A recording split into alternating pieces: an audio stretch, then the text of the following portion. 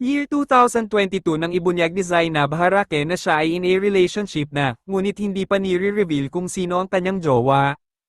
Makalipas ang isang taon, isa-publiko na niya na ang Filipino-American basketball player ang kanyang boyfriend. Kasabay noong Valentine's Day nang ipinakit ni na Zainab at Bobby Ray sa publiko, ang nakakakilig nilang prenuptial photoshoot na ginawa sa Osaka, Japan.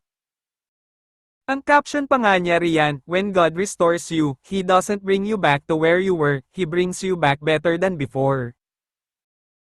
At finally, ikinasal na nga ang dalawa noong June 1, Linggo, sa isang intimate Christian wedding na ginanap sa Crystal Palace of Aquila in the Sky sa Tagaytay City.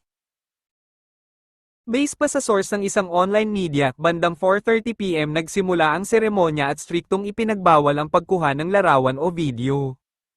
Bukod dito, wala rin daw +1 ang mga bisita dahil limitado lamang ang mga inimbitahan. Karamihan sa mga dumalo ay malalapit na kaibigan at kapamilya ng bride at groom na sina Yasi Pressman, Alex Gonzaga, Andrea Brillantes, Loisa Andalio, Donalyn Bartolome, pati na rin si Ora Breguela na matalik na kaibigan ng SOCMED star. Ang ina ni Bobby Ray ang naghatid sa kanya sa altar habang nandoon din ang kanyang kapatid na lalaki at babae. Si Zainab naman ay inihatid ng kanyang ama at ang second baby niyang si Bia ang nagsilbing isa sa mga flower girls at ang panganay naman niyang si Lucas ang naging ring bearer. Kabilang sa naging principal sponsors ang mag-asawang Paul Soriano at Tony Gonzaga.